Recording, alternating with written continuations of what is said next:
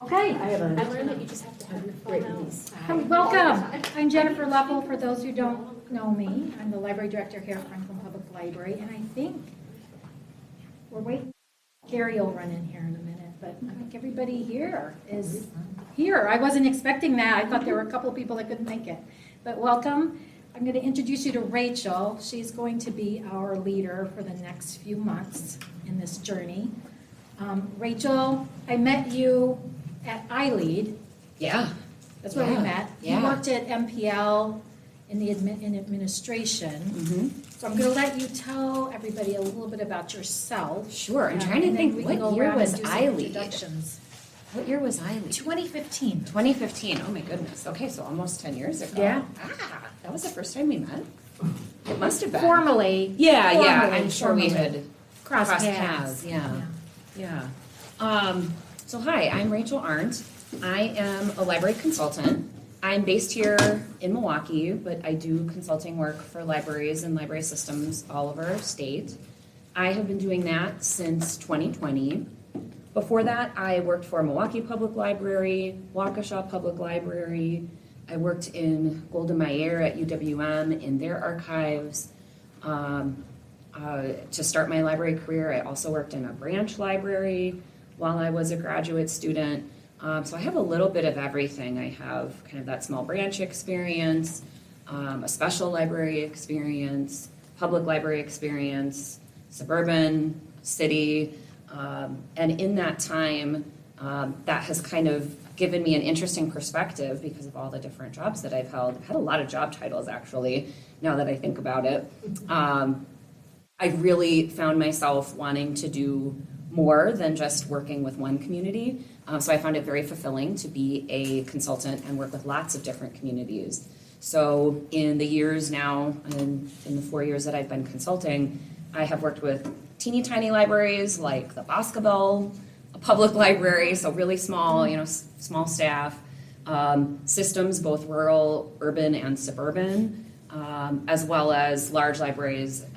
So I've consulted with libraries about the same size as yours, medium size, and then large public libraries. So I'm hoping to bring some of my experience to you, but I want to assure you that you are equipped with everything that you need to help this committee be successful, just by virtue of participating at your own public library and sharing your own personal perspectives. So I'm really excited about working on this process with you. This is one of my favorite ways to strategic plan, which is have a community committee, kind of poll the public, get feedback from the public, and then work together with a committed group of people to formulate a plan together. I'm really collaborative. Hopefully this will be the longest amount of time that I'll be talking at you. My goal is to get all of you talking to one another.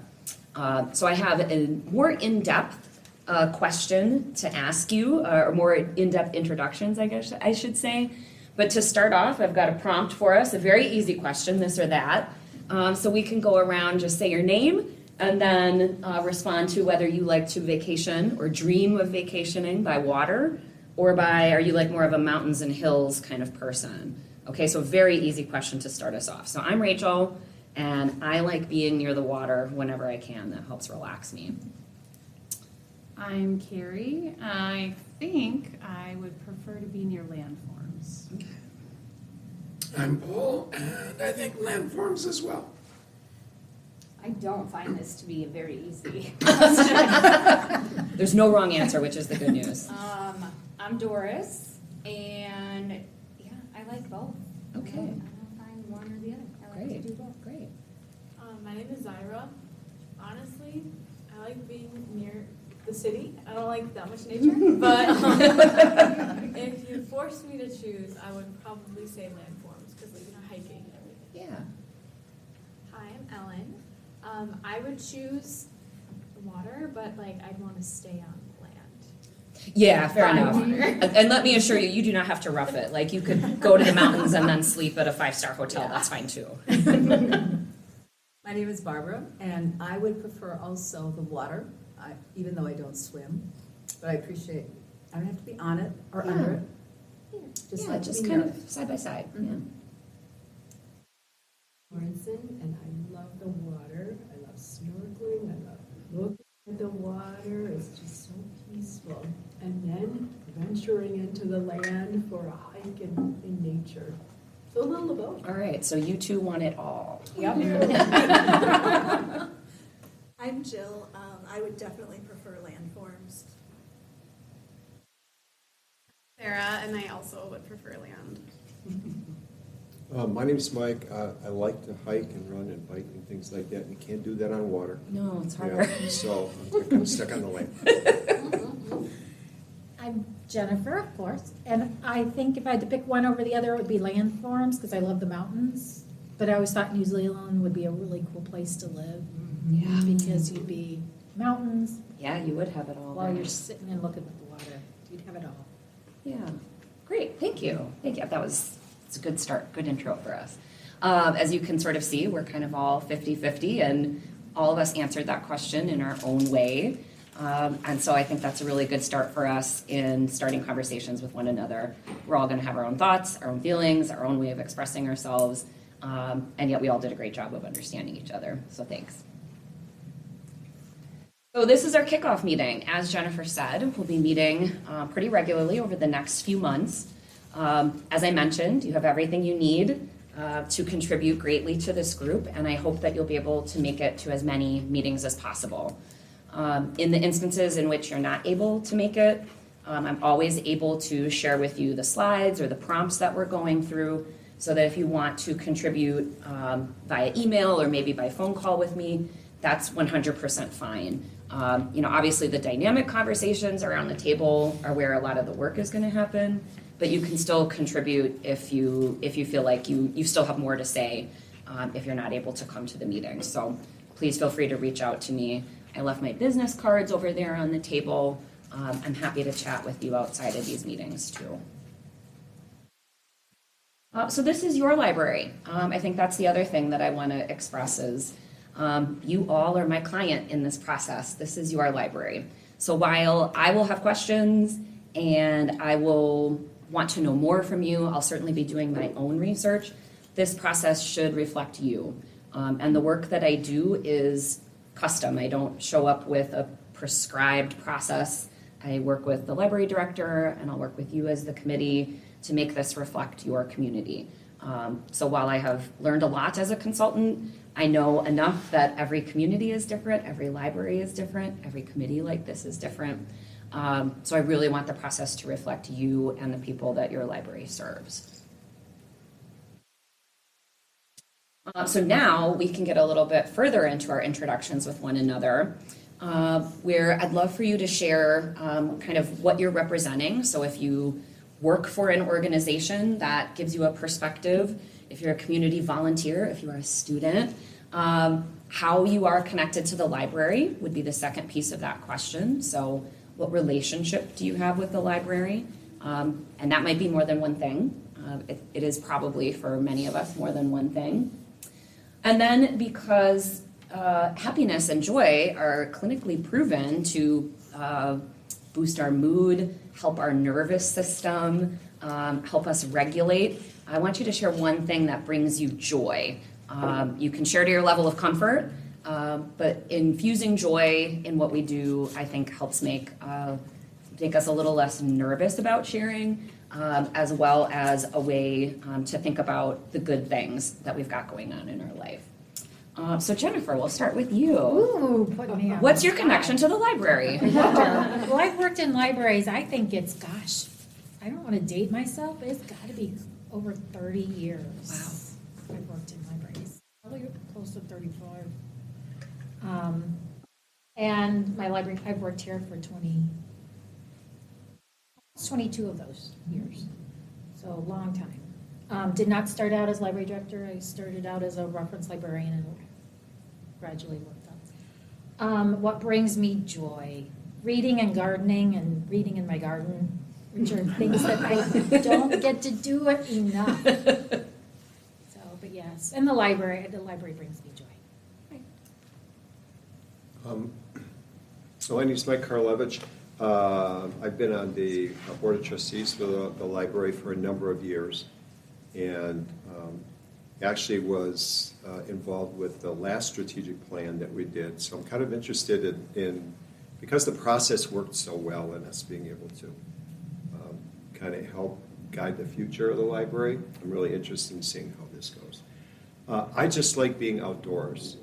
And I like being outdoors without having a lot of other stuff going on. You will not find me with stuff in my ears. I mean, because that's my time to really daydream, right? And that's when a lot of my aha moments happen and creative energy and stuff like that. So that's the place for me to be. My name is Sarah Bublitz, and I work here at the Franklin Public Library as one of the children's librarians. I also use the library a lot to get a lot of my materials. I've been working here as a children's librarian for almost 11 years now, I think. But I started out in way longer before then as a shelver. I don't want to do the math, though. I've been here in the building a long time. What brings me joy? Working out that 1 hour a day alone. Great. I am Jill Polways. I am the District Library Media Specialist for the Franklin School District. I think it's year 28 for me in the district. I have been involved with libraries since college. I worked part-time in a public library. And was at a high school library before I came to Franklin. Libraries are my happy place. What brings me joy? Sunshine, spring. I've got seedlings popping up in my basement under grow lights. So. Me too.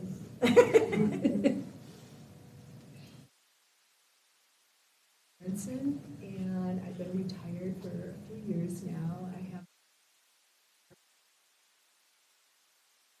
And I serve as a volunteer for the Friends of Ware Nature Center as the board president, which I enjoy tremendously. My connection to the library is just living nearby and coming here to get books to read and taking yoga classes here has been really fun for wellness. The community here at the brings me joy is nature. I walk every morning and I look at the trees and look at the animals and the birds. It just gives me joy. And my name is Barbara Weisner, and I'm retired as the executive director of the South Suburban Chamber of Commerce. We represented Franklin and Oak Creek. And I've lived in Franklin for 30 years, so good long time. And my library connection right now is I'm president of the Franklin Library Foundation. So we try to raise money for it, for the library and to continue to support it in that way. And what brings me joy is anything that's green. I have a policy that there must be a flowering, not a cut flower, but a flowering plant in my house all year long. That includes the dead of winter. So gardening and greenery brings me great joy. I'm Ellen Henry. I'm the public health specialist with the City of Franklin Health Department, it's right across the street at City Hall. I've been here almost 5 years now, which is crazy to me. Fun fact, I'm also wrapping up a master's degree in public health, and Jennifer was great or amazing enough to let me come participate in this because my capstone is working on a strategic plan with the local nonprofit. Oh, So this will be very helpful. The library is one of my absolutely favorite places to go in my community and my favorite other department to collaborate with on health department and find library initiatives. We have some amazing projects, anywhere from wellness things to like trunk or treat and community speakers. Joy, my parents' puppy. Oh, she is cute. Yes, I love her so much. My name is Zyra. I'm a junior at Franklin High School, and in high school I participate in like literally everything. So I'm in Volition, which Ellen used to run. It was amazing. I'm one of the leaders of it, so that's nice. I'm the president of the multicultural club there, and I'm just in a lot of things. But my connection to the library is, well, one of the things as of right now, like I tutor here like every week, like half of Franklin High School does, but also like when I think about like when I was like younger, my earliest memories are just my mom bringing me to this library like every single day, because I was one of those kids who I would come and I would get a book and then I'd finish it in one day and I'd be like, Mom, I finished it. Like, can we go to the library tomorrow and get another one? So like I just remember sitting in that tree all the time and reading. It's just like one of my core memories of my childhood is being here. So like that's my connection to it. And what brings me joy is books is one of the things that brings me joy, because I just love reading and like reading about different perspectives and hearing about how other people live their lives and have such different experiences. Right. Let's see, my organization, I run an in-home daycare. And then I also work for a company called Accident Scene Management, where help run their website, marketing, all different kinds of stuff. Basically anything they ask me to. And then my library connection is I am here constantly with my daycare kids, and your face just said that. And then I also am on the board. What brings me joy other than the library is my children and my riding my motorcycle, which I almost never get to do because I'm always with my children or somebody else's. So my name is Paul. I'm a semi-retired finance background. I was the City of Franklin's finance director for the last 10 years. So I assisted Jennifer in putting some library budgets together. My connection to the library is partly with the city, and as a patron and as a community member. I've lived in Franklin for nearly 30 plus years as well. And so I remember when the library was built. It was an interesting time because prior to that it was a small room over at City Hall. And what brings me joy, I would say family time and travel. I really enjoy traveling and seeing the world. Carrie, I'm the assistant director here at the Franklin Public Library, and I believe that in October it will be 17, thank you, 17 years that I've been here. I started out as a children's librarian, and then I moved on to a teen librarian. Now I'm an adult librarian and the assistant director, so I've kind of filled all the roles. Yeah, you're doing the life cycle. You just need Yeah, to be like I know. older adults librarian. I know. You don't have to Yeah, I know, right? Senior librarian. Senior librarian. I feel like I might already have achieved that. So I think I have gone through the whole life cycle. I've been a librarian for probably close to 25 years, with most of them being here at Franklin. What brings me joy? Probably traveling, although I don't get to do it that much because I have 2 children I have to pay for and I don't get to spend money on me. But we try and travel as much as we can as a family. So yeah, traveling, camping. I do enjoy reading when I have time. Again, that children thing kind of screws that up. But yeah, that's probably what brings me the most joy. Great. And once again, my name is Rachel. I run my own consulting business. My connection to the library, and we'll call it lowercase l, right? Like not necessarily this library, but the library. Like Zyra, I grew up a library kid. I got my first library card as soon as I could write my name. I would carry as many books as I could every time I went to the library. And my sisters would tell you that they always knew I was going to be a librarian because I wouldn't let them touch my bookcase. I had it organized in a really specific way. I would always talk to my grandma about genealogy. Like I should have known it from the jump. But I didn't really think about it as a career until I was taking my own children to the library, and I was a very bored stay-at-home mom, and there were grown-ups at the library that I could talk to. So I would chat with the librarians and started to understand how they came to their careers, and I found them to be really interesting people. They all had degrees in different things, different life experience. You know, some of them had started as pages or shelvers and moved up, and some of them had come from other careers, and I thought, oh, this is a really interesting group of people. Did my homework and thought, oh, yeah, this actually is like a good match for pretty much everything that I like to do. And so in my consulting business, like I said, I get to help all kinds of libraries rather than work for just one. So I feel like that too is the best use of my skills. What brings me joy is laughing with my family. I have very funny, silly children, and I have very funny, silly sisters. And so to me, just like time stands still when I'm sitting around with them and just giggling our heads off. So it's like double joy, right? I'm having fun and I'm laughing so hard, which just feels so good. For sharing, everybody. So this is a loose description of our goals and objectives as a committee. Of course, we have outputs, the main output being a strategic plan. That will hopefully be the end game of all of this. But together, we are going to show leadership for our community. We're working together to plan a path forward for your library, one that includes as many parts of your community's needs as possible, one that allows us to sort of take what we hear from the community surveys, from our listening sessions, and we as leaders on this committee are going to really try to make the best decisions possible for this strategic plan, like I said, to move us into the future.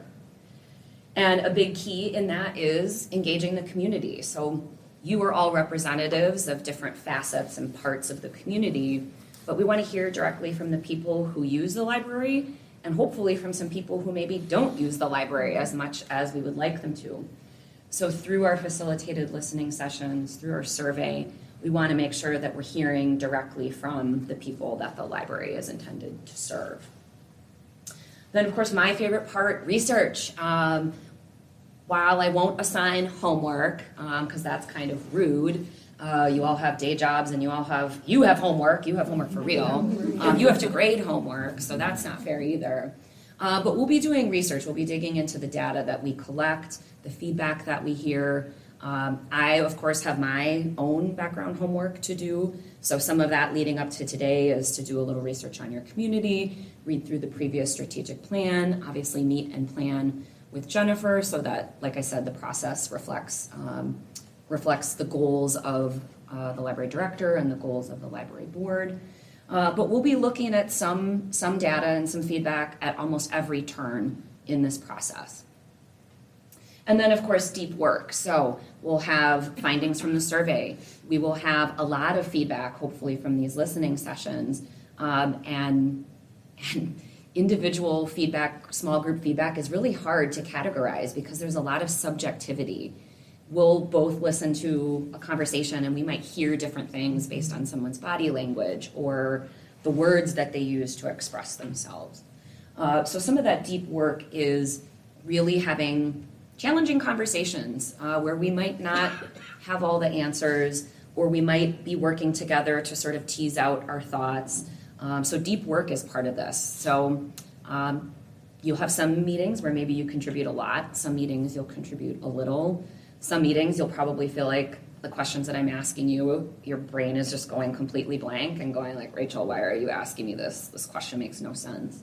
That's fine. That's part of the deep work. So as I said, you're fully equipped to participate in the process with everything that you know. So just jump in and help out wherever you feel like you have a perspective.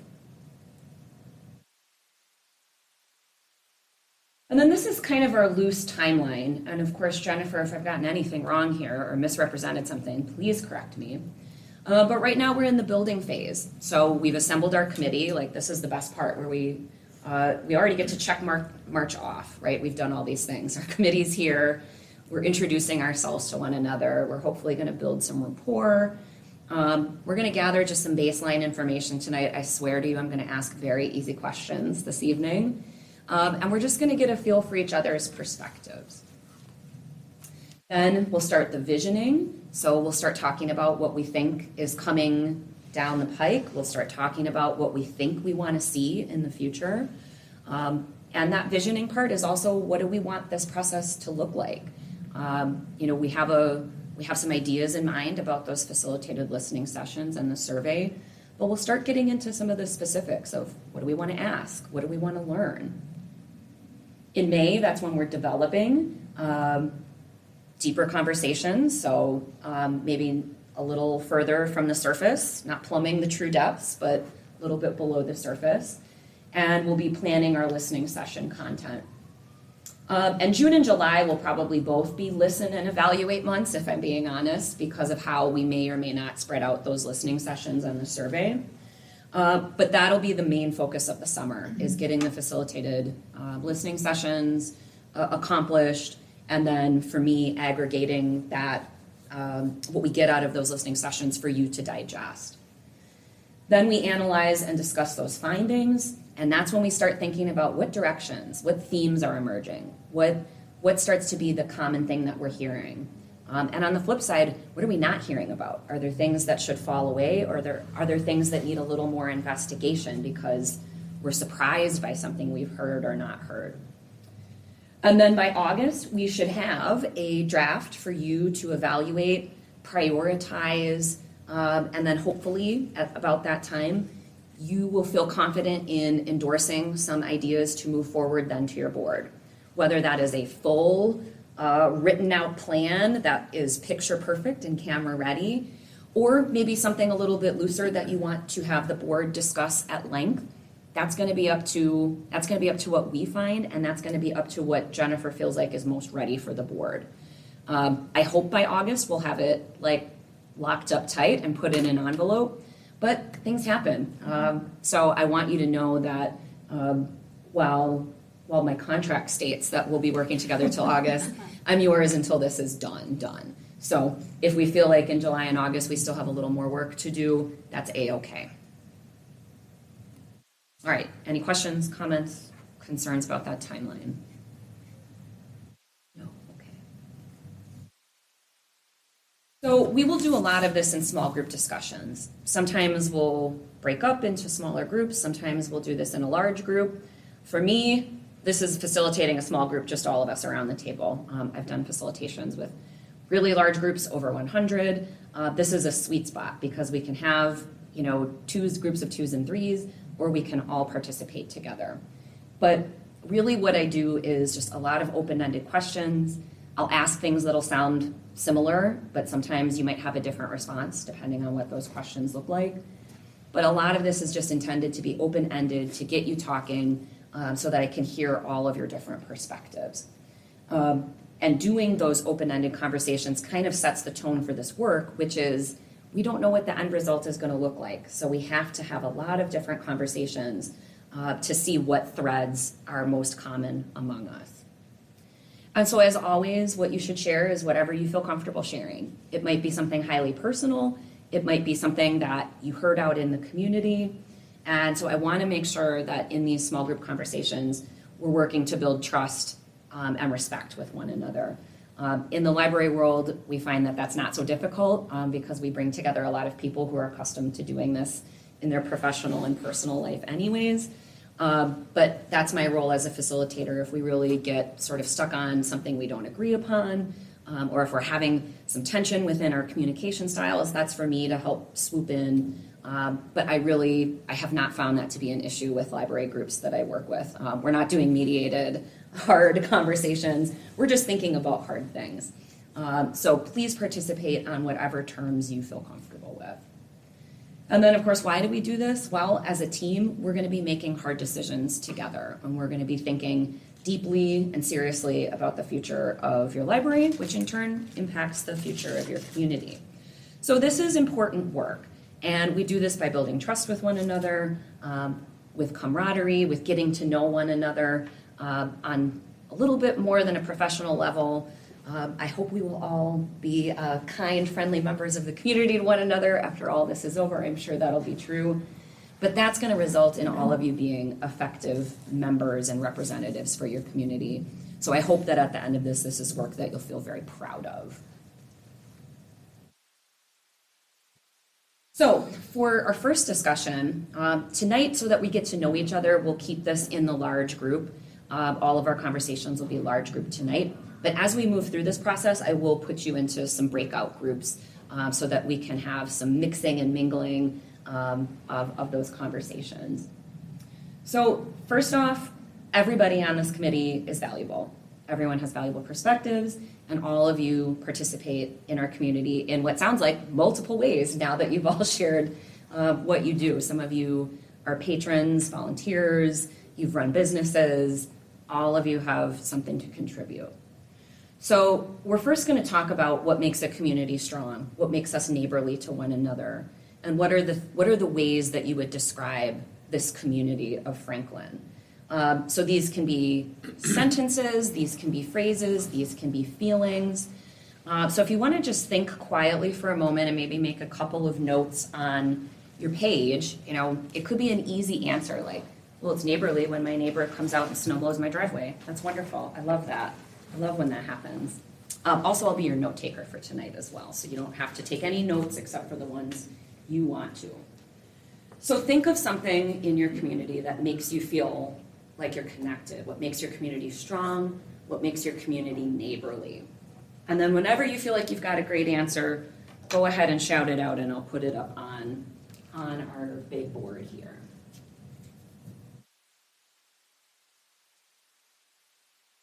I would say shared experiences. Shared experiences. And as an example, we have the 4th of July celebration as a community. So we share that experience as a community together.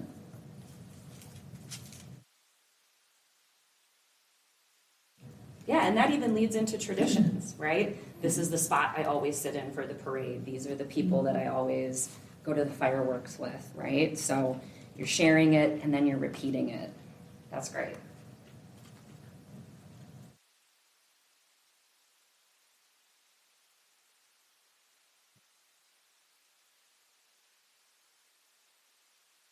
I would say that everyone's usually always ready to help one another. So, for example, if you come to the library and you have any questions, there's usually always somebody around, like some of the faces I see here that are always like ready to answer any questions.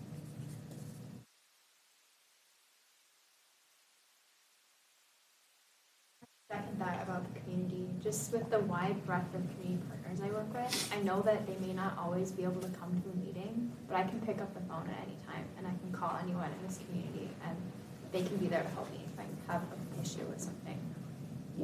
Yeah, you can depend on one another. Great.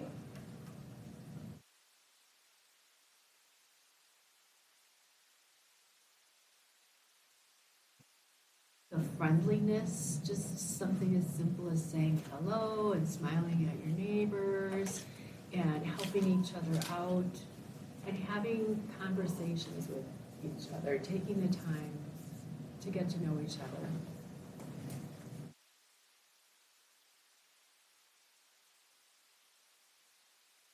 And I think the library helps to facilitate that in different ways. For example, I come to yoga on Saturday mornings, and I find if I don't get here like 20 minutes before the thing starts, there's hardly a chair left. Because everybody's here and they're all chatting with each other. So the library helps to facilitate through your very events that can help us be neighborly to each other. And I have friends now that I know through the yoga classes. It's full. And it's full, Very yeah. full. That's great. So thinking of the library as a community connector. Yes. Yeah, great, Very much so. great. I'll piggyback on that from the aspect of what I hear from the students in school, the programming that Sarah and Brittany and Laura do for the students, they love. They enjoy the fun things you do, and you gear it for stuff that they will like. Makes me happy. They don't always say that to me, so like, they're hearing that. Of course they wouldn't. That's exciting. Say that to you. And the moms like it as well.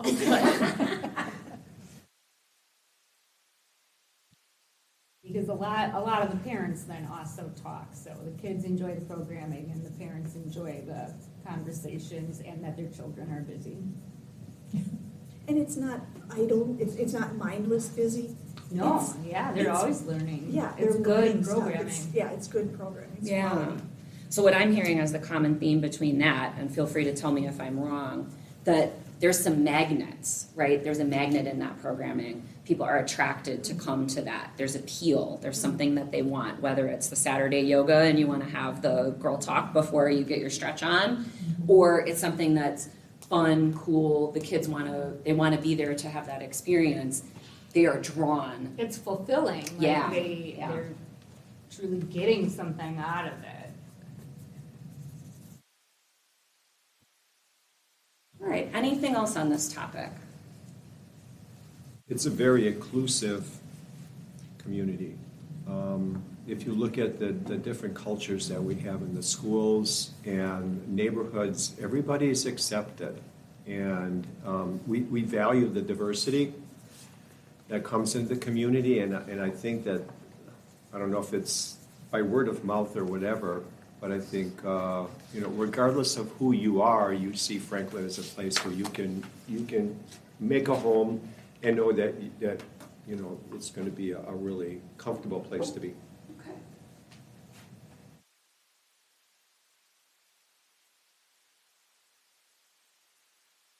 This is great, and I promise you it's not the last time I'm going to ask a question like this, so this doesn't have to be the only time we tackle these topics. And so thinking about what we just heard with one another, what are we hearing as maybe common threads, or what's jumping out of you as something that might feel like, oh, this is an important, maybe put this in bold in your report, Rachel. The library is the community, like a community hub. Mm-hmm.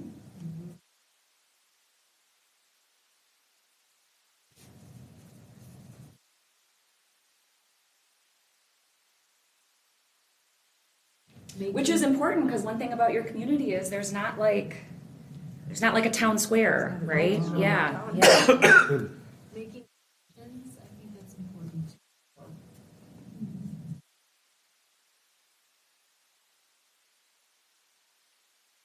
Yeah, between those interpersonal connections, right? That's what makes a community, for sure. Anything else that you feel like is jumping out at you? Good listeners. I mean, when you think about programming, the way that the new programming comes along is that people are comfortable, sharing what the types of things that they would like to have and whatever's going to be successful. And we're always looking for the next new thing so that people feel like they're being served. Yeah. Yeah, if it happens in a vacuum, you might have great ideas, but if no one comes through, then there's like, what did we get wrong? What do we need to do differently? Is it a different night? Is it a different idea? Mm-hmm. But yeah, you've got to have that reflective give and take. What did we do? How did we do it? Do you want more? Do you want less? That's great. I'm hearing a little bit, I think the word that comes to mind is variety. But because I'm hearing a lot of serving the school age groups and young families, but when I come, it's usually during the day, and there's a lot of elderly in this building that are doing various types of reading or research. So I think there's a variety of serving the community. Yeah, okay, that's great.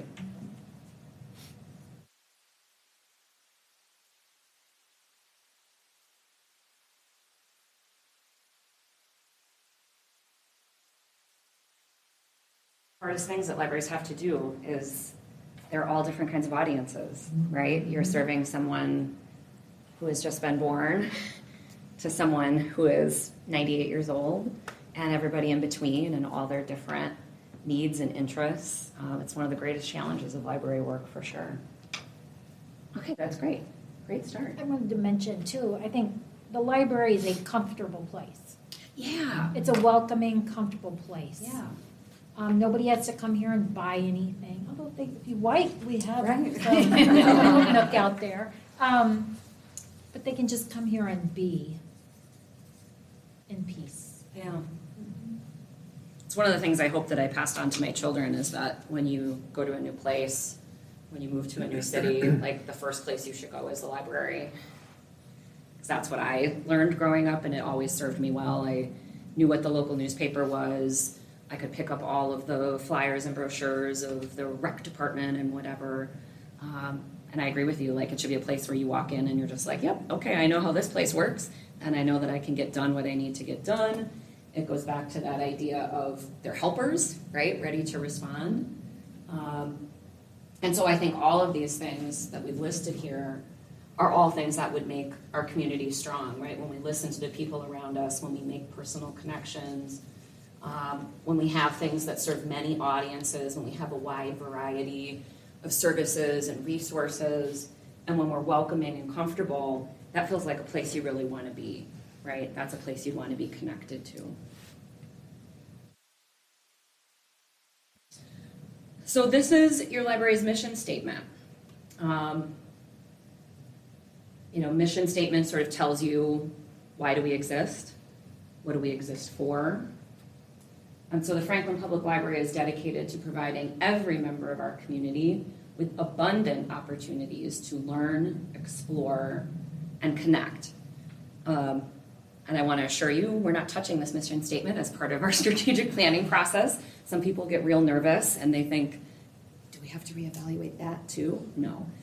This is solid, and learn, explore, and connect. That's something that I think we can all nod our heads and go, yes, that's what libraries do. But I will bring this back up as we talk about what we're doing on our strategic plan, because we want to make sure that our plan remains fitting with this mission. One of the hardest things in libraries is the mission creep that sometimes happens, that we think, oh, we can add this and we can add this, because the library is a place where anything can happen. And so our goal is to have something realistic that we can put forward. We can have aspirations within it, but we don't want to deviate from this mission statement, especially as we get our bigger, moonshot ideas where we think like, wouldn't it be amazing? We always want to stay within this mission. So this represents the previous strategic plan. It covered the years of 2020 to 2024. And these, what would you call these? The overarching sort of categories that emerged from that plan? Okay. So we've got programming, community hub, services and collections, marketing and awareness, and the structural health of the library. These were kind of the pillars that strategic plan was built on. There were goals, objectives, work plans. It's like a 20-page document, something like that. Really, really deep, rich strategic plan. Jennifer, I'll give you a little bit of time here if you want to talk a little bit about sort of the things that were successes during that time, or things that you want to highlight from that time. All of these overarching themes came from our community conversations, every single one of them. Except for structural health, which was kind of... What community member doesn't want to talk about deferred maintenance and exactly. the roof? Yes.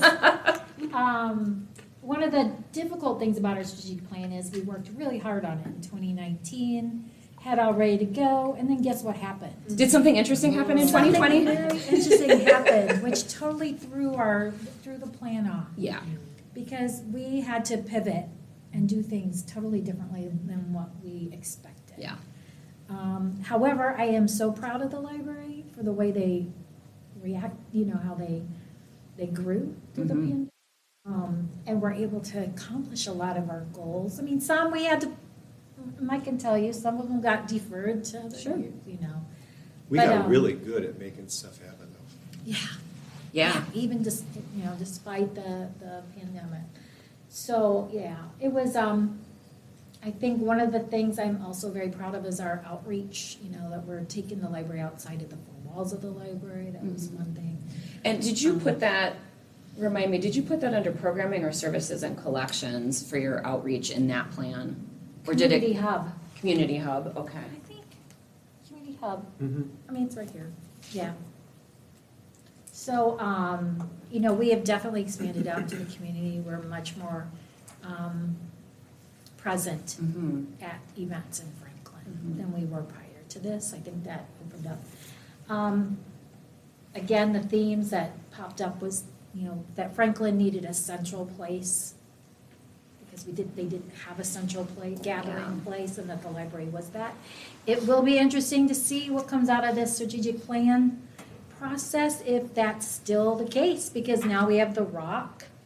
We've got new developments coming that might start pulling people, away, not away from the library, but just away from thinking of the library as a central place. So we'll see. Yeah. I don't know if Carrie wants to add to any of this, because she's been very involved in. No, I think you covered it. I think I agree with everything you said. Can't think of anything else. I will say every year we meet, we have a library board retreat. The library board is excellent about meeting in January to go over our action plan, our goals and objectives for the next year. And we put together action plans that are based on our goals in the strategic plan that we're going to accomplish. And then, we measure throughout the year to make sure we're meeting those goals and objectives. Great. I think we put the strategic plan to good work. Well, and I think in my experience in the last couple of years with the clients who are coming sort of whatever post-pandemic, post-pandemic, whatever we want to describe this as, I've worked with a few clients in the last couple of years specifically who have expressed something kind of similar to what Jennifer is saying, is that they had a strategic plan wherever 2020 fell in that strategic plan, that document sort of was shoved aside for crisis management. In some cases, some clients that I've worked with on their strategic planning in the last couple of years, they had some big goals and objectives that they were able to go, oh, finally, this, remote or virtual programming, we can try it, or consolidating service points, we can try it. So that some of them got lucky and they had things cooked into their strategic plan. But the biggest thing that I want to express that Jennifer is touching on is this idea that the plan is a guide. It's not necessarily a step-by-step recipe. So we might set out saying we want to make banana bread, but as you know, there's no one way to make banana bread. If you look online, there's like 47,000 different recipes for banana bread. So we can have a goal, but there might be different ways that we get there. And we want to have enough goals that, like Jennifer said, each year there can be an action plan, but we don't want to be so prescriptive that we're sort of forcing the library to follow one single path.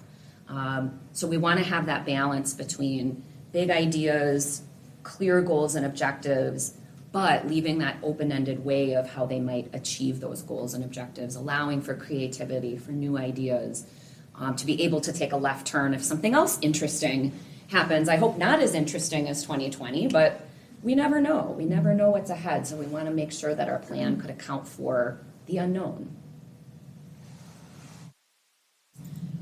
And then the other thing that we have to do as part of this is we need to put that future-facing vision on, and we need to keep that in mind.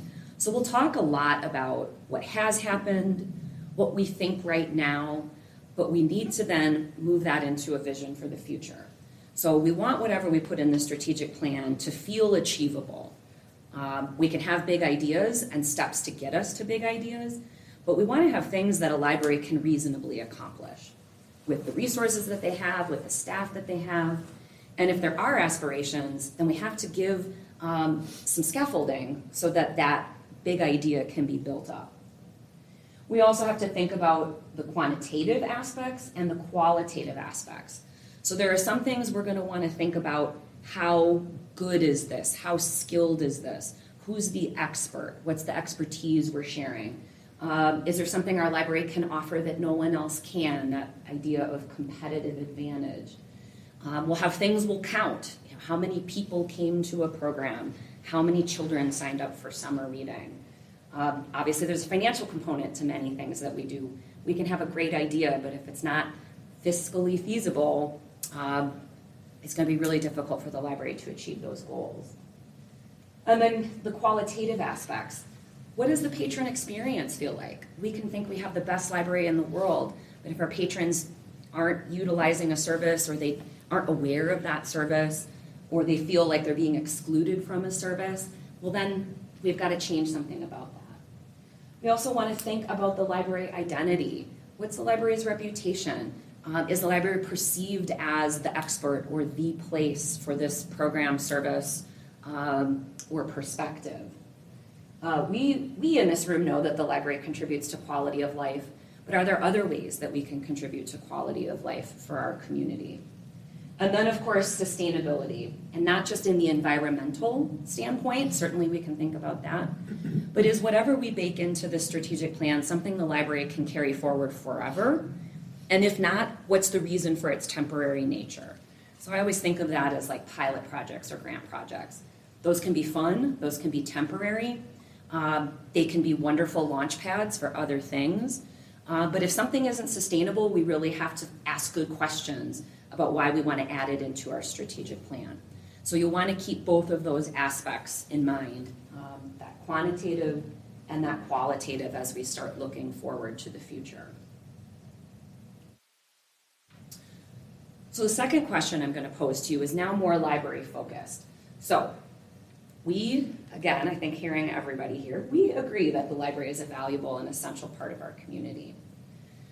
What makes the library valuable to you or the communities that you work with? And what do you think the community finds essential about the library? And it's A-okay if some of those answers are the same, because that'll help us uncover some of the matching themes. So what makes the library valuable to you, and what do you think the community sees as essential in this library?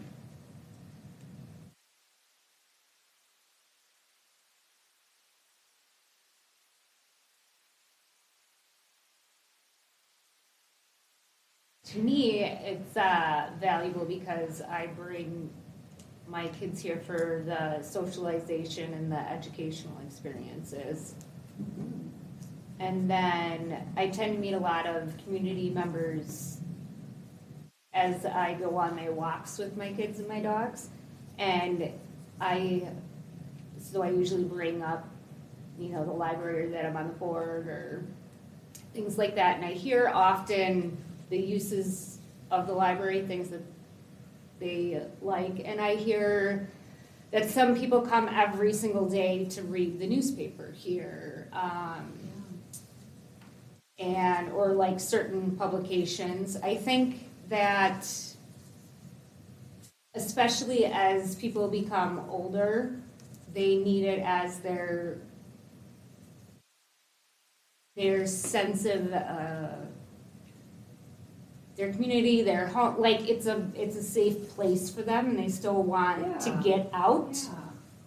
So this is like a lot of them also are within walking distance, so it's kind of like their safe place to get out and kind of, sit and read the paper and then kind of come back in without spending money. And to talk to our wonderful staff.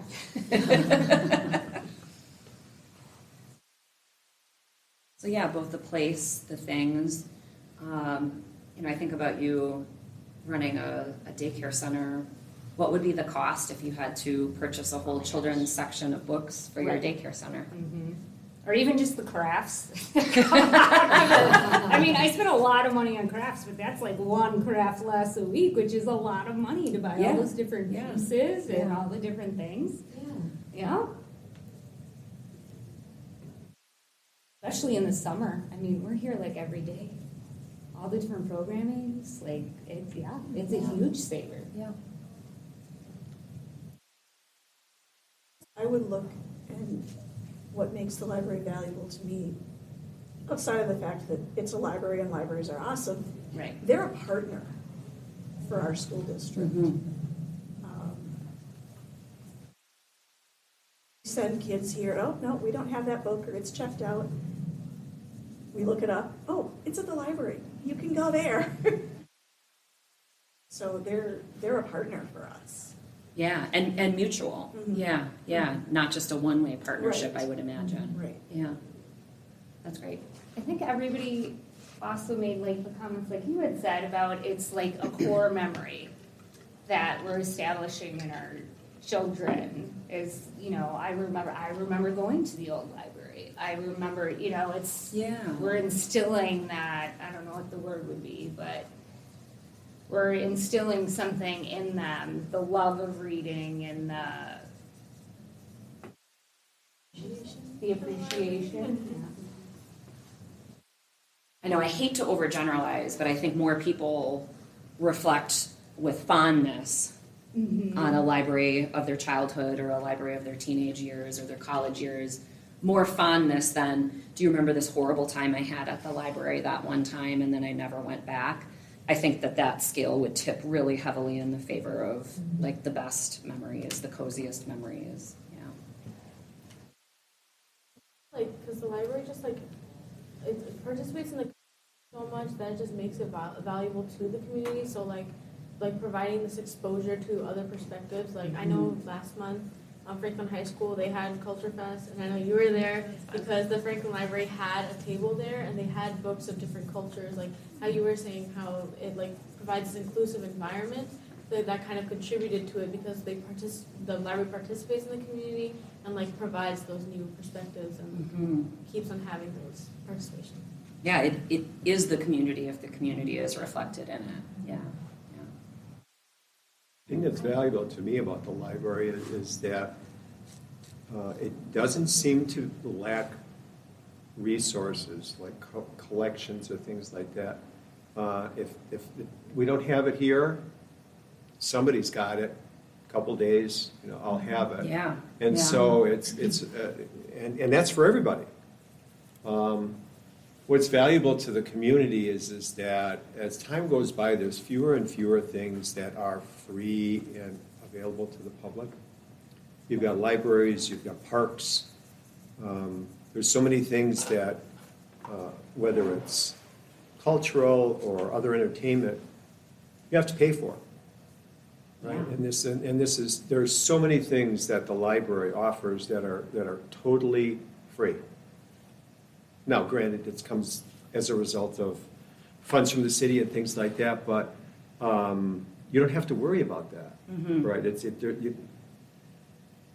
So many places you have to bring your wallet or your card or something like that, so you don't have to worry about that here. So you have access to all sorts of stuff. Yeah. And it keeps growing. Yeah. It was my favorite thing as a reference librarian to be able to say, because people always do that, and very Midwestern of us, like, oh, you don't have to go to the trouble to get that from Oak Creek, or you don't have to do an interlibrary loan, and it's like, that's what we do, it's free. Like, you just, like, tell me where you want it to be delivered. It's free. It's just, really, are you sure it's not going to be a problem? No, 100%, not a problem. Exactly what we do, right? They don't know what happens in the background, and they don't know quite how the delivery truck works or who's delivering it, but I mean, right, in 3 days magic happens and there's the thing that you couldn't find anywhere else. I have to add on to that. What draws me to the library personally is to come here for reading pleasure, to access whatever book I'm looking at. What to do is go online at County Cat and search, and it's here waiting for me in a day or two. And I find that to be extremely convenient. And then when I come here, and it's free, which is beautiful because the resources here are accessible to everybody. And when I come in, I'm just really amazed at all the different types of people that are here using different. Some people are working on a jigsaw puzzle on a table, and that's their way of getting out and having a little connection with people around them, or just being around other people. Maybe they live alone.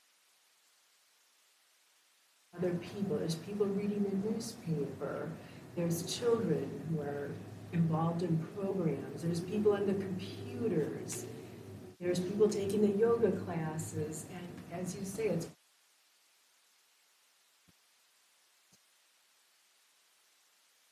So I teach a graduate class for library school students at UWM, and one of their assignments is to do some library observations. And not to generalize, but this semester, most of my graduate students are in their 20s, with like maybe one exception. And so they have to go out and they have to do these library observations and do a report. And it was thrilling that so many of them reported exactly what you just described with delight. They were delighted that people were reading, that were in small groups, that they were using study rooms. And there's a part of me as their instructor that wants to be like, what did you expect? Graduate students, what did you think they were doing? But they were just delighted that all these categories, right, that long, long list that isn't even exhaustive. I'm sure there are plenty of people doing even more things than what you just listed. Right, that idea that any curiosity you could possibly have, any activity that you'd want to engage in, that's library appropriate, any activity you'd want to engage in is yours. You just have to walk through the door, right? What a world of magic that is awaiting you in a free place that you don't have to pay a ticket to get in. Yeah.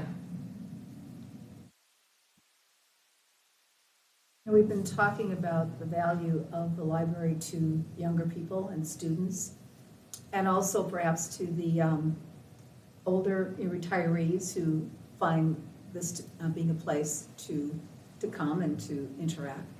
The one part we haven't mentioned yet, and I'm not sure how we can answer it, is the value of the library to the business community and the working community, Yeah. which I think it's there, but I do not think that it's taken advantage of. Mm-hmm. And it's difficult to describe. I struggle with it myself when I talk to people my age who sometimes work remotely, or I was talking with, I'm on the board of a small foundation, and I just joined this board, and they were asking me about what is my financial knowledge, and I said, I can do homework. Like, I can go to the library, I can pull up the Morningstar reports. Like, I don't know a lot about finance, but I can do homework, I can learn. And right, that idea of no matter what job you're engaged in, there's professional development here for you at the library. There's co-working space available for you at the library. There's technology available for you at the library. There's research materials available for you at the library. And making that connection so that the business community can see that value in it. It's one of the more challenging audiences, I think, because many people in the business community go, well, I'll just pay for that if I need it. And sure, maybe you can, but do you have to, right? Yeah. Into some of the business groups, like the South Suburban Chamber, there's been a lot of interest in the resources that we have, like Udemy and Gale courses, and I've seen an uptick in That's great. use, People- and I think it correlates to informing them about these Yeah. things. They may not know.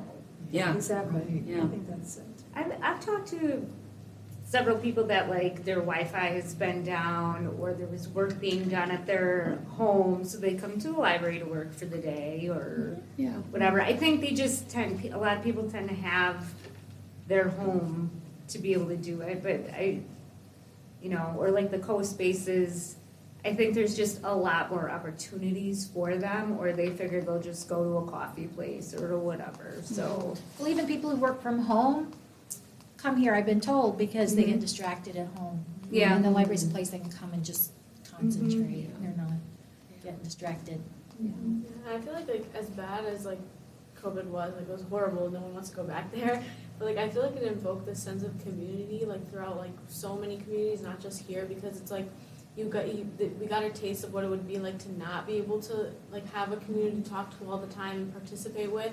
So then like coming back to be able to do that, people are taking advantage of it more, which in turn makes the library just be so much more full of life.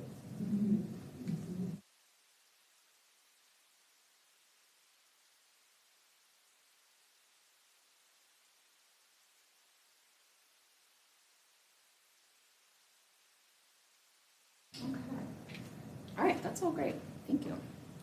And again, thinking about what we learned from these ideas, I know my print is really small here, but what are we hearing as common threads here?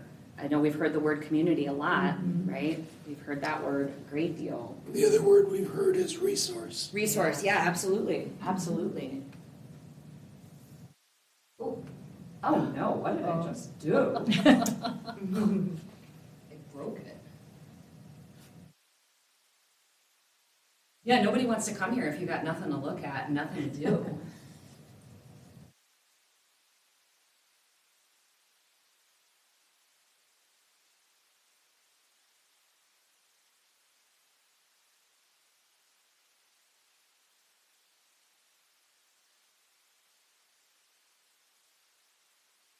And is there anything common that we heard that's like, this is really important to me?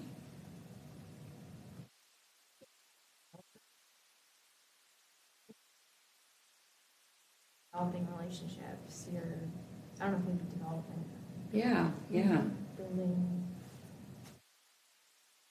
skills you can learn here, you can develop relationships, you can develop community connections here. Yeah. Develop your own personal knowledge, personal sense. Yeah.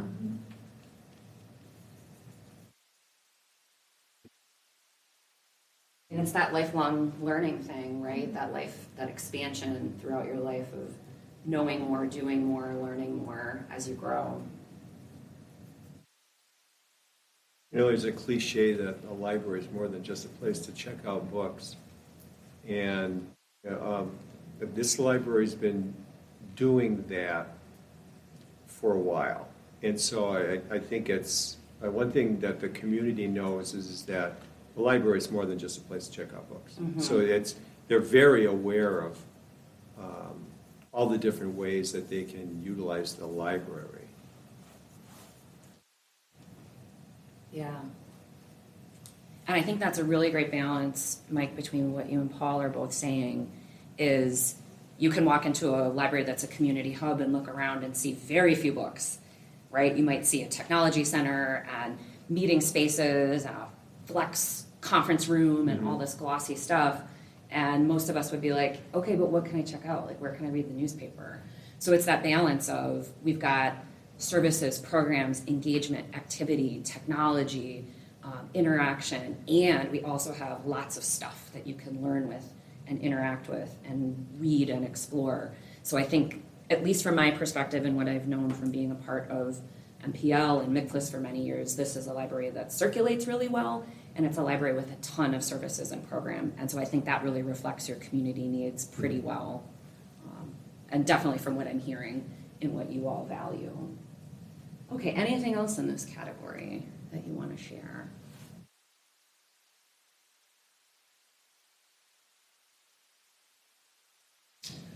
So, SWOT analysis.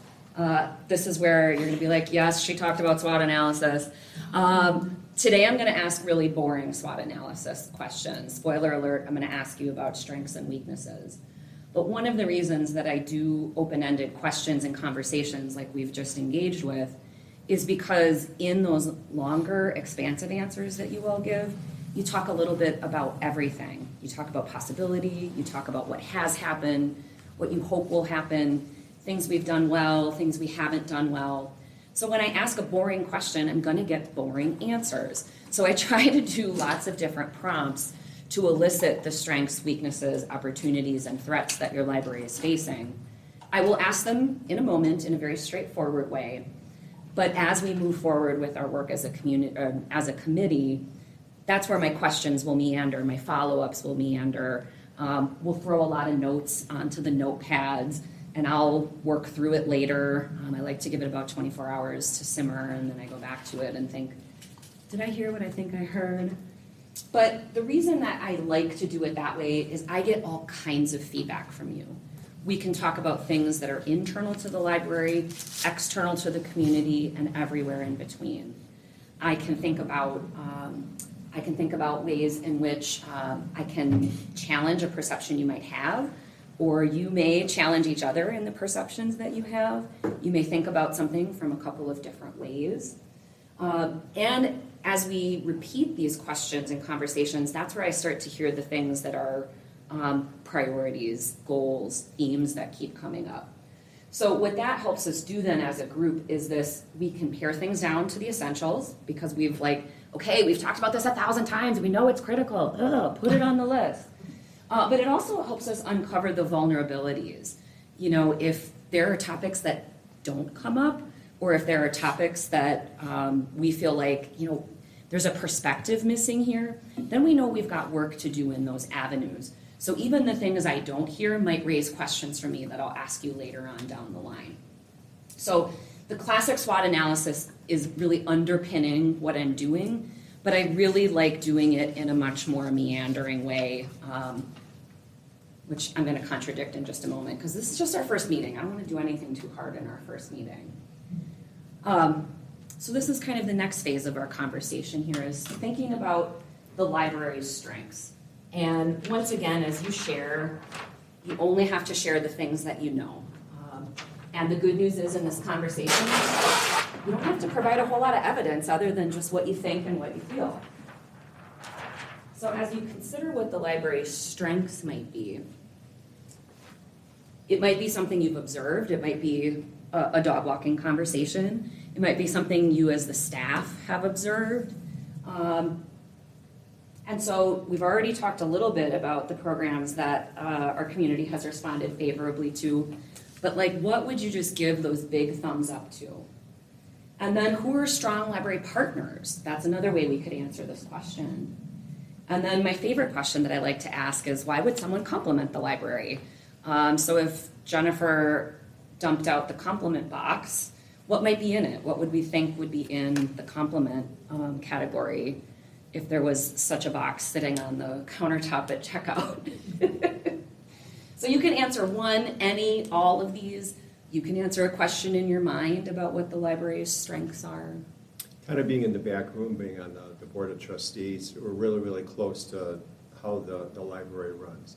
Yeah. It's very, very well managed.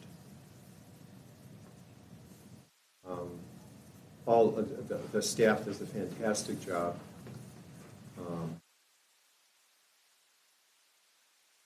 And I think one of the reasons why it does a really good job is that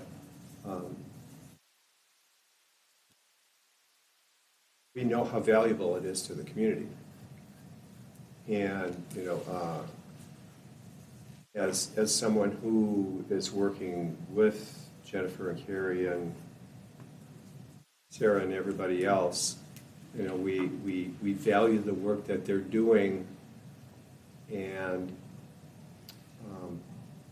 I think someone would compliment the library because the things that are done are always of high quality. People are always looking for ways to even make it better. So if you can think of this continuous improvement type of mindset, that's really what I see with the library. Always looking for ways to make it better, regardless of how good it is. Yeah, that concept of continuous improvement, you know, when you think about closing out one strategic plan and beginning a new one, there's almost never a time where you go, okay, we have nailed patron services and we never have to touch this ever again, or we have nailed policy and procedure, we've got it all figured out in perpetuity. That idea of continuous improvement is so crucial for libraries, especially when they have to be responsive to a community. Communities change and adapt over time. So I 100% agree with you. This concept of continuous improvement is going to be cooked in to nearly everything that we put into the strategic plan, whether it's a new idea, a carryover, something that is maybe a core library service that we want to call out in that plan. That concept of continually striving for the best possible service, the best possible programs, the best possible decisions at all times is really important to libraries. What jumps out at me is variety. There's a variety of programs and classes and resources.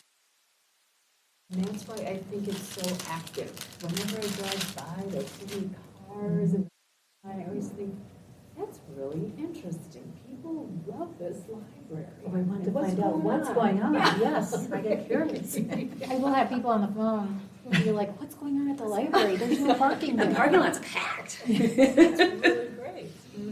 Yeah, It's yeah. drawing in all different kinds of people for different types of resources here. Yeah, well, like you said, Paul, it's kind of like there's a time of day, like there's waves, right? That might be active at one time of day There's with different one. communities that Yeah, yeah. You were going to say something before.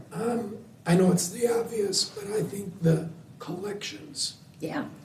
because I'm several people in the room. We're not counting.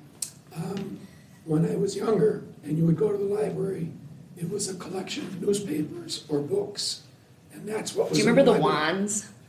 Oh, yes. Yeah. So they would be on like the big stick. Those were so hard to put together, let me tell you, the amount of pinched fingers I had with those. Oh. But today, when I walk in the library, I walk past a music collection. I walk past a video collection. Yeah. And I'm always headed to a particular collection. But as I listen to people in this room, they're headed to different collections. Yeah. So yeah. there's the word variety you mentioned, but I'd put those two together, variety of collections. Yeah. Yeah. And the extensiveness of the collections. Yeah. That's going, great. Going off of what Paul's saying, our special collections are really one of the things that I'm hearing patrons talk about right now, like the tool collections that Miter Saws like always checked out. Oh, the same person. Yeah, so tell me more. So I do have an archival certificate. So when I hear special collections, I think, you know, the Audubons, manuscripts. Library of things. Library of Yeah, things. yeah, yeah. Okay. Special collections, so like Yeah. tools, we have baking supplies. Great. The Explorer passes to go to different museums. Yes, okay. And like, I can't tell you how many calls we're probably gonna get next week asking what passes are in. Yeah. I'm glad Sure. I won't Oh, be yeah. here. I won't. Yeah, my kids have next week. Yeah, and that's a total value add because unless you truly are in the know, a person walking in off the street might not have any idea that those things are available to I them. still think a lot of people don't even know we have, can you imagine Yeah. if everybody really realized like the tools and stuff that we have, like, Yeah, It- they're starting to. I can tell that there's been a pickup. I don't know The what we're word of doing. mouth. I don't know if it's my Create Space trifold that I made. But it's We'll give credit to your trifold. But people are checking out the tools a lot more, and you know, I agree, Sarah. Like the talking books, the Wonder Books, Yeah, the Wonder Books. and the I would never hear. Tonys, and the dolls, Oh, and the backpack Tonys, buddies. Like Tonys, nobody yeah. else has Tonys. no. I think They we're will, the though. only live, but we They did it will. first. What is a Tony? You have to So tell a us. Tony is this wonderful invention. It's awesome. My daughter likes it. It's like this little. There's a Tony box, and It looks like the old Jack in the Box that Yeah. like I would like have a had little as a speaker. child. But it's a speaker. Yeah. And then you Okay. get this. You have a little character figurine, and then you put on top of it. It's just like RFID. And it'll play like music. There's like content on that figure, so it plays what's in it. Stories, songs. It can be a variety of things. I like the ones with music. And it's really fun. Like the kids can leave it on, take it off. It turns off for like. And they have then their little kind of mini figurines Yeah. of their favorite characters. I mean, it reminds me of like my lo-fi. Like I had one of those plastic Fisher Price, 45 players, and so there would be like 2 Disney songs on it. Yeah. Same concept, but right, a kid can operate it. It's so easy. It's fun. They can play Frozen 47,000 times over and over and over again, like they Yeah. want to. Their customer service is also really good. And they're expensive, They right? are So they're, expensive. I think it's a $99 for a box, and then of course you have to buy each time you have a Yep, figurine. The figurines are And like since they like to play the $18. one over and over and over, you need to get different ones from the library. Right, break it up. I think So right, a value add. I think we're open. We're open to new ideas and suggestions from our patrons as to what they would like to see in the library. We're open. I don't think we ever say, that's impossible. I mean, sometimes things are impossible. Sometimes things are impossible, but we don't say Can I it. check But out we, the bands? we literally think about, we do really think I don't about. know. Think about it. I mean, Taylor Swift, like, Yeah. princesses. That- Somehow we get those. Taylor Swift is not going to come to our library. Most Most likely, No, but but we it get wouldn't programs maybe be of that. impossible, We yes. get Taylor Swift programs. Why didn't Olivia Rodrigo come to our library when she stopped at the Culvers. Culvers? Is what I want to know. She stopped at the Franklin Culver? She did. She did. Yes. Yes. Why was she out there? I don't know. That's nowhere near where she was Maybe she born. just needed one of those library signs that had like on Leighton Oh, yeah, or on Loomis Avenue Oh, that just maybe. points. Yeah, She just missed the turn and then she was Yeah. like, well, I'm at Culver's, so I guess I'll have a butter burger. I'm sad. My daughter asked what I would do if she would have walked in the library, and I said I probably would have just like, Can I help you find your book? I'd be like, what are you doing here? We I want have to your talk a little music. bit about a library partner. Yeah. And it kind of comes to some of the things where you talked about the cost of things is the foundation. Yeah. There are things that have been purchased for the library that are not operational. Yeah, Right, yeah. where it's things where it's just like, we need money for, new furniture, or we need, money for these types of things. And so to have creative individuals who say, oh, we'll run trivia nights, or we'll do these types of things. Started off, sustainable giving, any of those types of things that will then add on to the dollars that we have to basically use to keep the lights on and those types of things. where now we can do some special things. So they're a really good partner for us for those types of things, and it has been getting better too.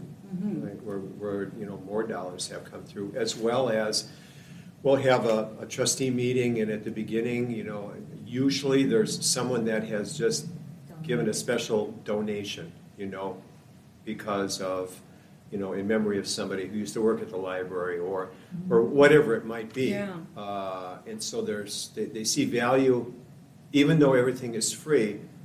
I want to go ahead and contribute to this, so it just gets better. Yeah, yeah. Like those Wonder Books we were talking about, I think it's almost 100% been supported financially by the foundation. So, I wouldn't have the budget. I think Jennifer or Mike's gonna shoot me for this, but I think one of is the city government, because it provides a significant annual financial resource that allows the library to operate. And the other partner that's out there is the Milwaukee County Federated Library System. Yep. Because I can't tell you how many times I've asked for a book, and it's not in this collection, but it's in the Federated Libraries collection somewhere, and so I can get it. And that makes this facility more valuable. Yep. I don't think that we would disagree with you on the city of Franklin. In fact, as of recently, they've the new mayor and stuff even came to one of our board meetings and sat down with us when there was budget questions, and actually I think they've been really, when we have questions, Jennifer's always able to go over there and sit down and Well, I'm glad I didn't need my bulletproof vest then. Yeah, I think The timing of this meeting is perfect. I think that we've New been administration. able to work with the city in general. I mean, we work with the health department. Yeah. We're partnering with the police department and the fire Yeah, department and for games for with the the cop And and the schools. and the And we partner with the schools. schools. Yeah, we do a lot with different people within the city. Our outreach since I've been on the board is just grown tons every single year. The Milkmen games, the Franklin National Night Out is always in our parking lot, but we always have booths there. When there was Enchant Lights, they were there. It's like most of the time it ends up being like something almost once a month, and then in the summer it's even more than that the library is somewhere, even if it's the concerts Yeah. at the park or something. There's somebody who is always out in the community, not Not just here at the physically library. here. Yeah, that's great. Yeah, are there other partners we haven't named yet? I was gonna say that library is like one of the best partners to the health department because we can advertise for our programming. We had an idea once in a Village of Franklin meeting about doing a display on mental health. We can just call up one of our library partners and they can put it together for us. Yeah. It's amazing to work with you guys for Trunk or Treat, and I feel like it just keeps growing, and there's always new ideas for partnerships too, and like, again, like that continuous improvement, like, we're doing great partnering already, but what can we do to even further and sustain this partnership? It's great. That's also an exercise I make my graduate students do, is pick a nonprofit or pick a community. Because at the beginning of the semester, I should back up. At the beginning of the semester, they pick a library and a community to profile. So I ask them to pick a non-library entity in their community and then pitch why the library would be a great partner for that entity. And it's really interesting because everyone in library school is like, yeah, libraries are great. They do outreach, they do, all the things you're listing. But when you have to flip that script and sit on the other side of the table and say, library, here's why you'd be a good partner for us, where they're pitching the library, it's really interesting to see what the students come up with. And oftentimes it's the things you just described, right? They're serving the same communities, same populations. They're interested in the same topics. Information professionals want to get the best information possible out to their community. So right there, that ideal partner. It's just that not everyone thinks of the library first. So Yeah, a couple other partnerships is they've been doing story times where with the young and the old. What do you guys call them? Littles and Legends. Littles and Legends. That's a Brittany program. Where at some of the Brentwood. Senior living complexes? places. Yeah. And even one of the schools, I'm gonna screw it up, what is the school over? Robin? The Indian Community School? No, Indian Yes. school, yeah. Which they have their own big, huge library, but they've been in talks with them to do stuff.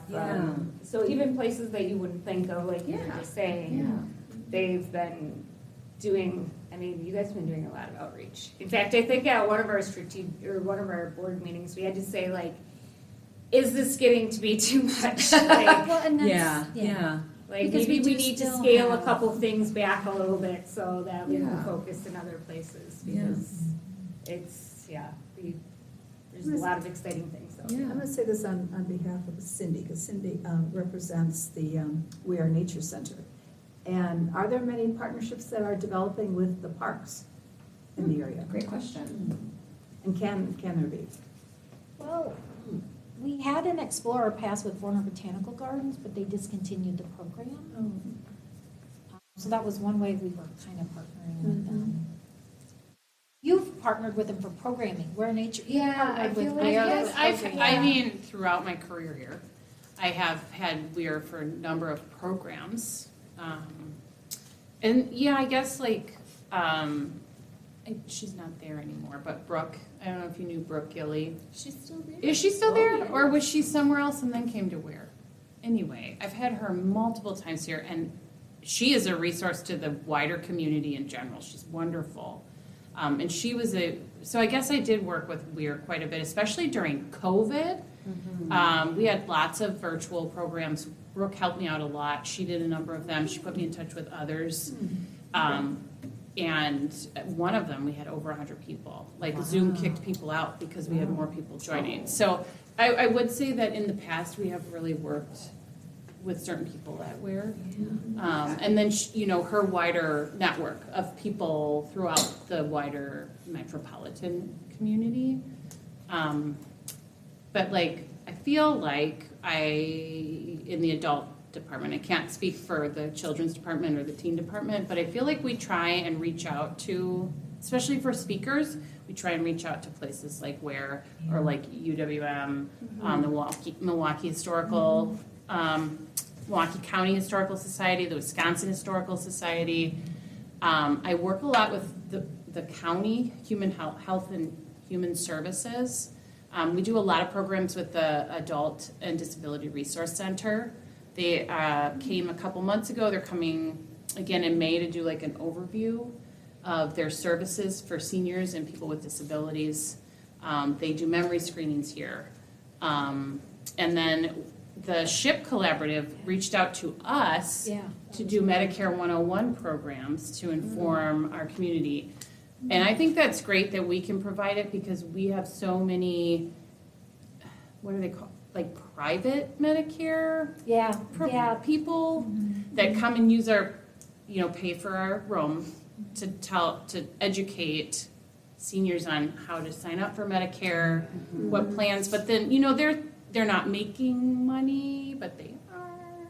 So, it's that kind of weird fine line where they can use the library to service the community, but they're still kind of making money off of it. Whereas using the SHIP Collaborative with Milwaukee County, the library's providing that service for free, no strings attached. You have a specific questions, they have counselors on site to help. So I feel like people have been reaching out to the library, community groups, community organizations have been reaching out to us more lately. That's great. Than have in the past. And hopefully that's because we are working with all of these other community partners. They're seeing our programming with them and they're like, hey, Franklin's open to this. This would be a good place to have it. A lot of times they say that they're looking for reaching out into the south suburbs and Franklin's a place they look at. So I really like hearing that. It gets overwhelming planning them all sometimes. And getting it started is a lot of energy. We have a partnership with ARP where they use our room to do the tax aid. We've done some programming with them too. We've done programming with them. So what I'm extrapolating from that, I'm going to put in the complement department, is that the library's reputation is really strong then. That people in the community do see you as a good partner, or they've heard that you've had successful partnerships, or they know that you can reach a target audience just like you described with the older adults seeking Medicare. It's a great example of we know this audience is there and we're going to come to them rather than make them come to us. So yeah, I'm going to put that in the reputational category. There's my Taylor Swift reference for the night, and now I'm done. So the next question then is revolving around weaknesses. So this is where we can maybe put a critical hat on for a moment here in this safe place where we can give each other feedback. Are there programs and services that are not working? Does the library need improvements in any area? It could be the physical building, it could be more staff, it could be anything. What is the library missing? Is there something that the library needs to be more successful? Are there audiences missing? Are there people in your community that don't come to the library? And then, now that the compliments department has closed, the complaint department opens up. Why might someone complain about the library? As a former library director myself, why is the library open 24 hours a day? Well, there's not enough tax dollars in the world to keep this building going 24/7. Wouldn't it be great if there was a 24/7 library? But it's pretty hard to fund. So, any or all of these bullet points, what do you think about the library's weaknesses? I've got one, and I'm not sure the library can actually do this, That's okay. but as a person who used to work in government, I felt that the collapse of the newspaper system and the local newspaper has really harmed government. And there needs to be a place where people can get information about what's happening in government. And I would think the library could be that, but I don't know how. Yeah, there's a lot of false Franklin government information out there. I had a person on the phone one time and I told him, I said, there is no newspaper that comes to the city government meetings anymore. Yeah. And so there's no publication that says, here's what's happening in Franklin government. Yeah. And I'm going to put my editorial hat on for a moment and say, I'm sure someone would rebut you by saying, oh, but open meeting laws, and oh, but the minutes have been posted. We don't need a journalist to come because, Hogwash. right, exactly, because I was who's in government, right, that's all hogwash. right, and I'm playing devil's advocate here, but right, there's no one to interpret it, to put it into normal person Oh, language. there's lots of people that like their own information. And that's the problem. Right, Yeah, that's That's the why problem. there's so Yeah. much misinformation out there. Yeah. Because, and it's hard for the library to get above the noise, I'm sorry. Yeah. Yeah. Sometimes. Yeah. I read all of the Franklin area Facebook pages and it's really. A couple of them just disappeared. Yeah, they just kicked it, Two, deleted a couple. two of the ones that were related around Franklin, just, they're gone. Yeah. Oh, Facebook really? took them down. They Yep. took them down. Very volatile. Yikes. Quickly. And Yeah. Barbara, Facebook please. took them down? I'm involved in a few commissions in the city, and I've been saying at every meeting I possibly can, I will say it here too, this city needs a good communications director. They do not have that. I was at one meeting and the guy said, well, when we're all finished with all this, then we'll just put out a news release. And I thought, that is too little, too late, because someone else is telling your story. You have to tell your story, and the city of Franklin is not doing that. I'm talking about the city, not the Yeah. library. The city is not telling their story.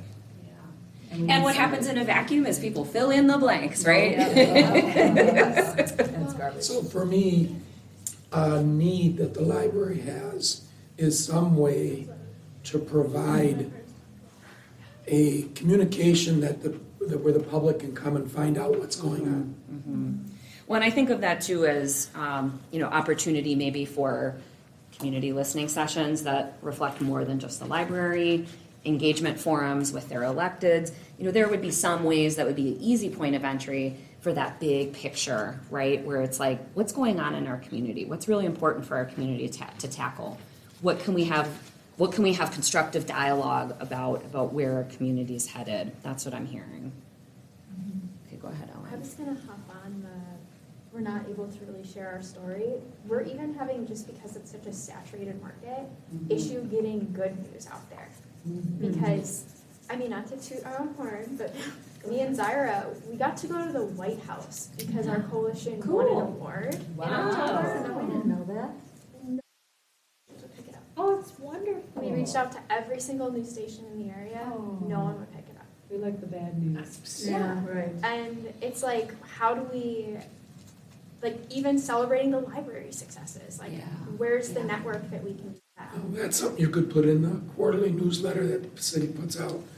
That's about the only place that'll pick it up. Yeah, it is. That'd be good. That's unfortunate. And then Thank you. Yeah, what a I cool was experience. on a national panel with one of the CDC directors. Wow. Amazing. And also what would be helpful is finding ways to create greater awareness about the library and what is available here, all these amazing resources. Many people do not know. It's so mind-boggling to us. Carrie and I, we talk about this all the time. Yeah. We put things on our website, we put things in our newsletter, we put things in the city newsletter. We put them on Facebook, we put them on Instagram. Yeah, at we- some point, people just have to go to look. Yeah. Yeah. Did you say flyers? I mean, like, Flyers. But Yeah. dial it back 30 or 40 years ago, there would have been a local newspaper. Yes. Right. And Came to it would have had a everybody's. circulation that would have covered more than half of the community, Direct to their home. direct to their home. Yeah, yeah. And they read it every day. Yeah. And that's how you communicate it out. That doesn't exist anymore. Yeah. Yeah. I would say it might be 6 or 7 years ago, and I'm going off track a little bit, but there used to be, or I think there still is, a newspaper called the Franklin Hub and might be called Franklin Now. it's the now. Okay? It's gone. I mean, it's just, But it's not about Franklin at all. no. Yeah. Well, where I was going with that Sorry. was that I asked them one time, how many Franklin households get that paper? And knowing that the city had 13,000 tax bills that we sent out, that's approximately how many households there are. Yeah. They had 3,000 or 1,800 Franklin addresses that they were distributing their paper to. Yeah. Well, that was less than 10%. Yeah, it's a fraction. Yeah. You know, Yeah. and so there's no central community rag, for lack of a better term, that communicates to the community what's going on. Yeah, it has gone online, so there's digital media now, and there's TV shows that might pick up something. But you have to make it a point to go there. Yeah. You have It's- to send out your press release or contact the media. But or send in your I'm sorry, story. I as an individual have to make it a point to go there, Yeah. as opposed to having something Yes. hand-fed to me every day by a piece of paper that showed up at my Yeah. doorstep. But you have to read that piece of paper. Right, that's the I other throw thing. that stuff out. Well, and one of the things that I want to But give if I'm you. subscribing to it, I'll pick it up. I want to read the sports page, I want to read whatever it is. Yeah. And I pick it up and I read it. I don't read the whole thing, but I read what I want to read. And, oh, here's a headline I want to know more about. Yeah, but nobody's subscribing to newspapers anymore. Exactly. Yeah. And so there's, So but, even and, if you had it, it wouldn't be an effective communication channel. all right, That's what I think, because Well, I don't, and I think it's that shift of how we have many of us. Receiving it. We are receiving it really differently now, even if it exists. Because I am a newspaper subscriber. I read my newspaper every day. I was a kid who read both newspapers when both newspapers were being published. Again, I was always meant to be a librarian. I just didn't know it. But right, I too am sort of disturbed by the lack of locality that exists even in our supposed city newspaper. It will be both reassuring and terrifying to tell you that every single library that I have worked with as a consultant sees this as one of their biggest weaknesses and one of their biggest threats is that lack of information and that lack of dependability. I would call it an opportunity. But that's the thing. There's an opportunity for a solution. Absolutely, I agree with you. But I think the thing is we're using old tools to solve modern problems. And so some of it is how do we have the library's identity be as the place to go when you want to know, right? So no, I'm not getting my newspaper anymore. If you're like my husband or my father, you're not on Facebook, you don't have any socials, so the library's Facebook page is of no use to you. Okay, I bet a human being is going to answer the phone if you call. If you walk in the door, I bet there's something that you can have that will tell you what the community schedule is for the next week, the next month, the whatever. So it does compel people to sort of put themselves out there and ask that question, whether they send you a chat or they email you or they walk in the door or they give you a call. How do you position the library to be the place for community information? So whether or not your city has a communications director, which I think is a great idea, love it, or whether or not we have some sort of, consolidated community calendar or some cool piece of technology that solves all of our problems, how do we position the library to be the place that everybody goes when they want to know something, when they want to know what's up? So that's probably the underlying, we got to have a goal in that direction eventually, is how do we best communicate? How do we make people aware? How do we make people understand that we know what's going on in our community and we can connect them to that? That's what I'm hearing underneath all of it. All right, I got some more. I Yeah. have a quick question too. Go ahead. Does the city, I know they have the quarterly newsletter, do they have an e-newsletter? Because that is something that I receive in my community. I get it, it's bi-weekly. I love it. It's super on far my behind phone. technology. I know. It's on my phone, but you know how the library takes up half that newsletter.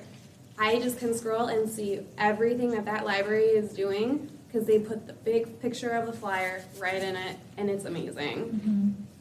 I'm surprised that I guess the city of New Franklin doesn't have an e-newsletter. Their website sucks. Like everything is just. The Because website is not. I know then people have to sign up for it and everything like that, but it's just because then your information, it won't get outdated and can get updated, and you can send it out not quarterly, but hey, monthly, bi-weekly, and then it's always up to date, and that's a way that you can receive information faster on about the government. Their website is always outdated. It's I know finding things on the website is.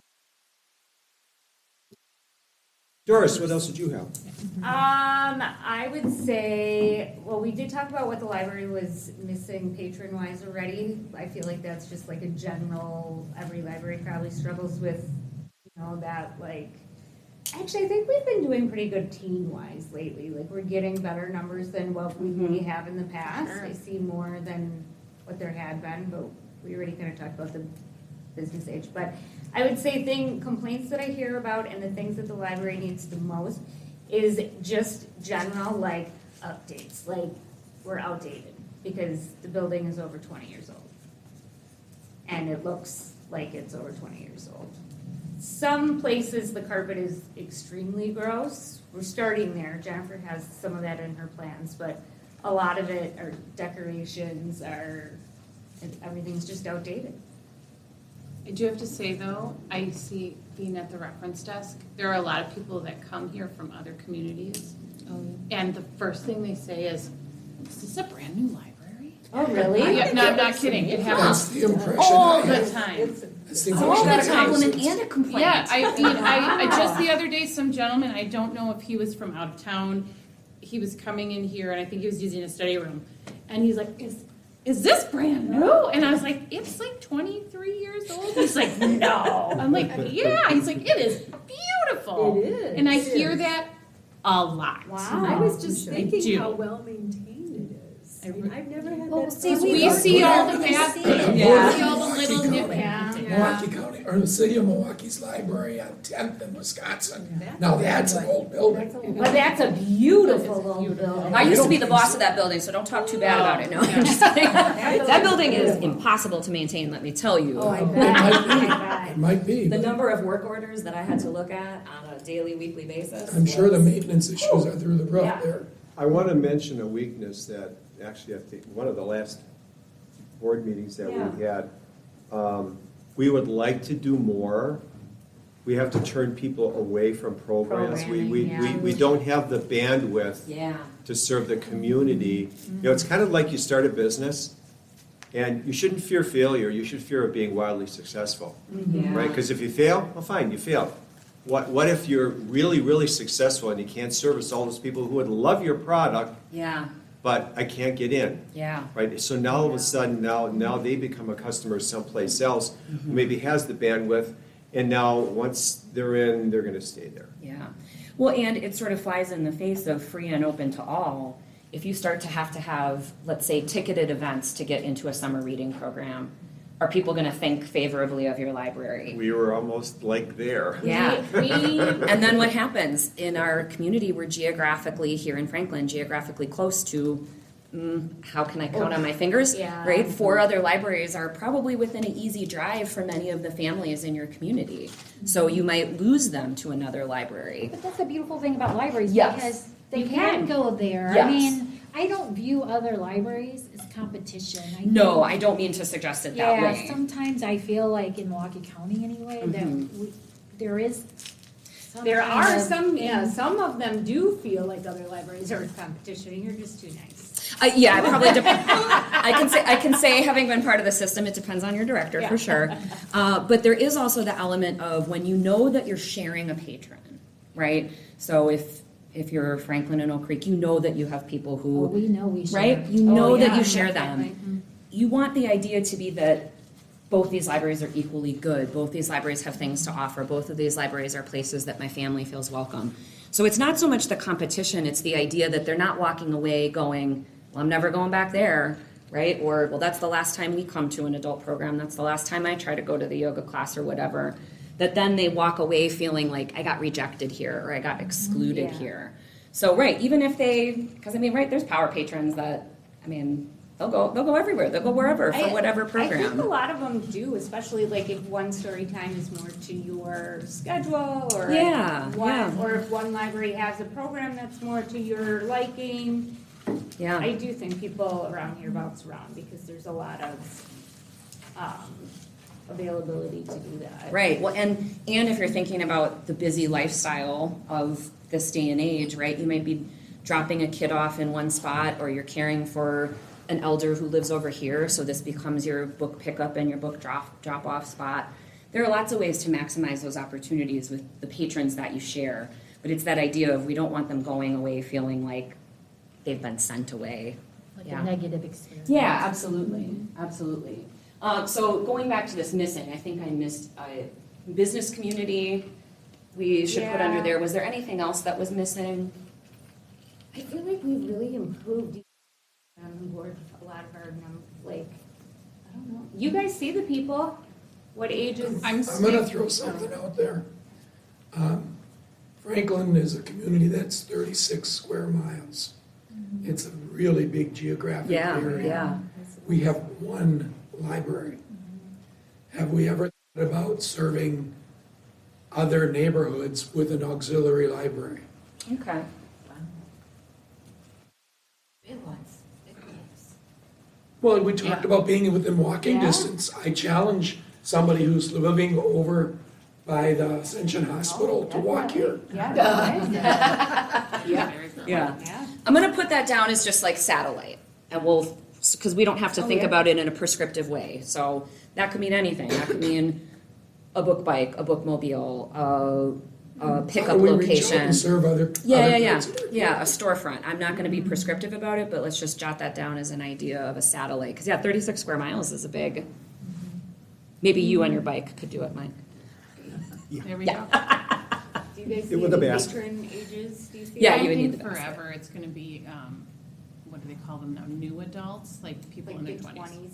Although I Yeah. am seeing more of them in the Oh, yeah. library. I really am. What do you I see them doing? checking out books, Checking out browsing mostly. Yeah. They, very timidly ask questions. What? It's because of book talk. There's a research. Oh, yeah. I bet that is why. It's the TikTok. Yeah. Yep. And I'm going to put that. I'm gonna Darn put it! that I thought down. maybe we were just being cool here at the library. I'm going to put that down as like that 18 to 25, and that's incredibly elusive. Like I would say unless 18 you to are 30. 18 to 30. All right, I like that too. It's hard because I even look at my own life and I'm a huge library user, but there have been times in my life where I haven't gone to library. I never went to the library Yeah. when Just I gonna was say, I young. think that's a life cycle, and there's points in time in a person's life Like you go like where they this. have other interests. 100%. And I think of myself as an anomaly. I had my children at 21 and 26. So I was a new adult, but I was also a stay-at-home parent who was like, what are we going to do all day? So I was at the library a lot. And that's when a lot of people come back to the library. Yeah, When is- they have their families. Right. That family, right? Well, again, it's that core memory.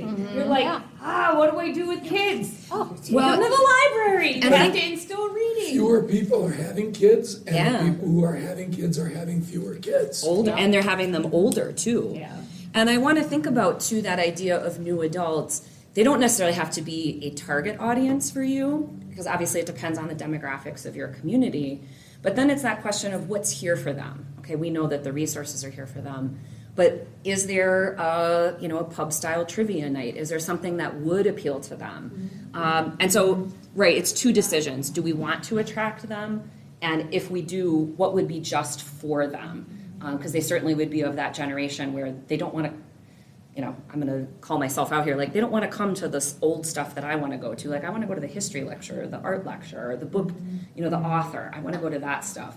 So what would be appealing for that 18 to 30-year-old if you want to attract them? And maybe you're just like, we're good, we got enough, we're okay. And if they come in, that's wonderful, gold star for us. I would be curious to know, like, when we do our demographics, like how many 18 to 25-year-olds live in Franklin? Yeah.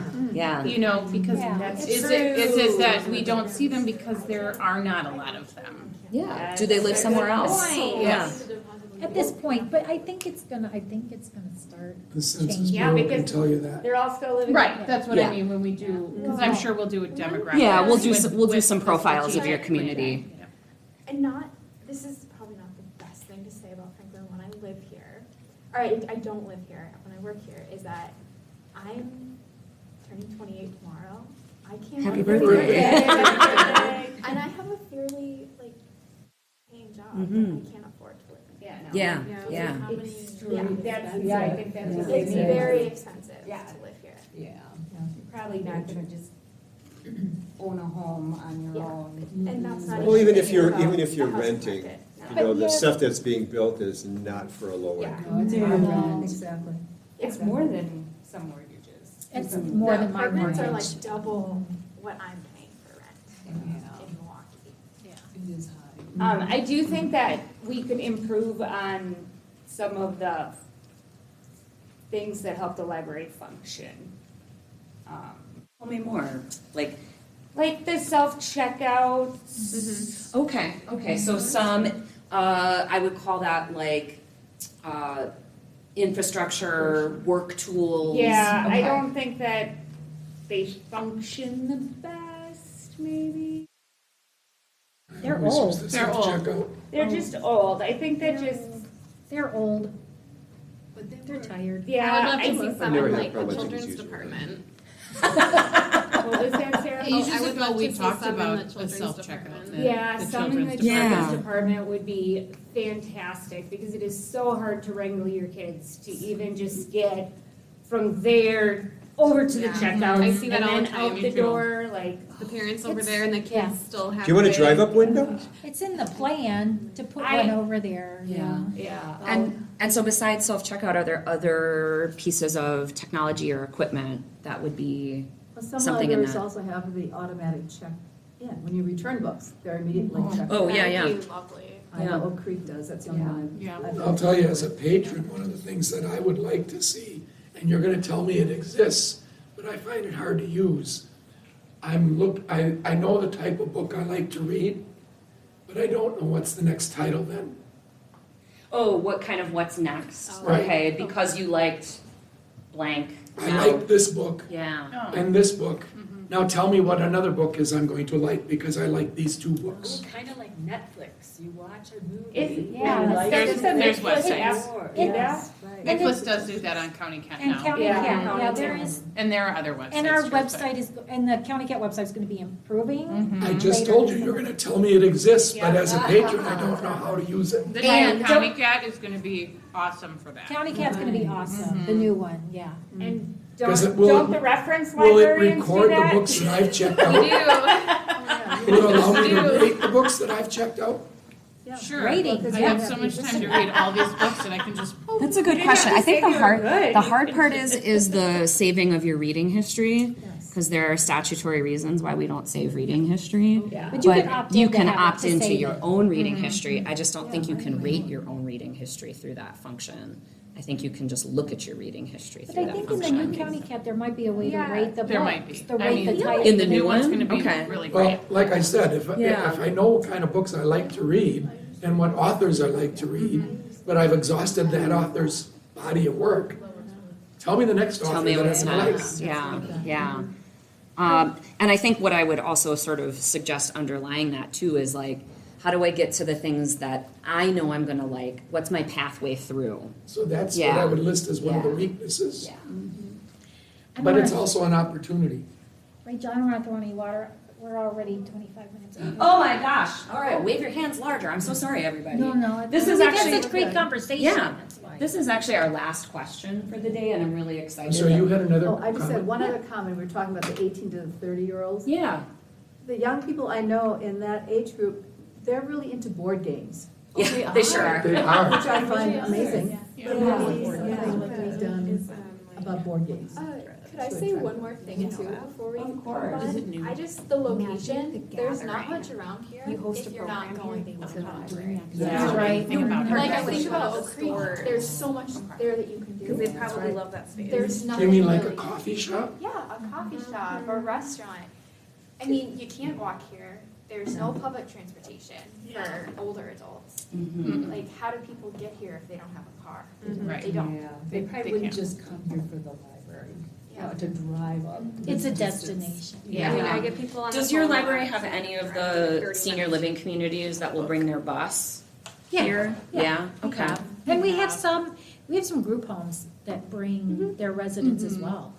Okay, It's really okay. great. So that might be a point of like, it's possible, even though I hear what you're saying, when you're not walkable for everyone in your community, as you noted, when you're not on a public transportation line, right, you have some people that you're missing just by virtue of they can't get here.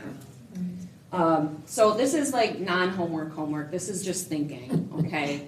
So for our next meeting, we'll talk about opportunities and threats. We're gonna talk about that future visioning. We'll start pondering our community survey questions.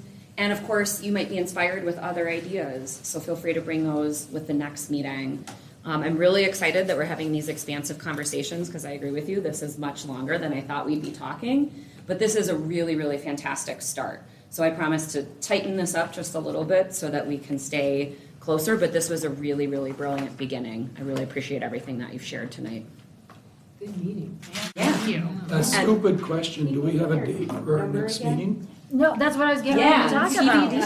TBD. So, what, I was kind of thinking Tuesday evenings at 5:30. Yeah. Like, Depends on Depends on the day.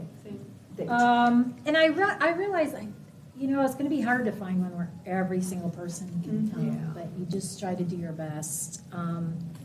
Is this the third Tuesday of the month? So the third Tuesday of April?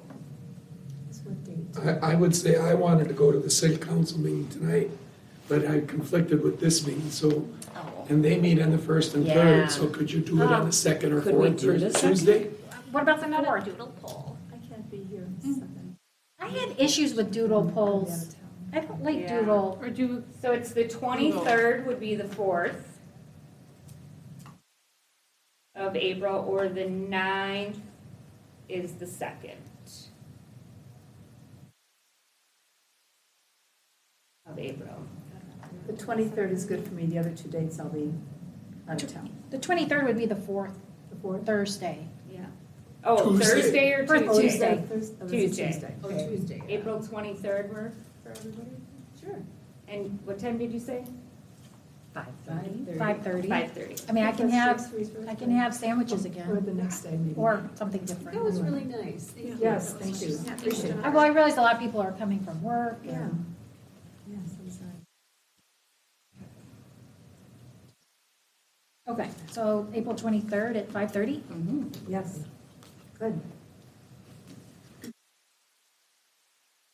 Okay, I think, Excellent. thank you for coming. Thanks, Thank you for all everyone. the valuable information. This part of We're it. going to adjourn. Thank you. Thank you.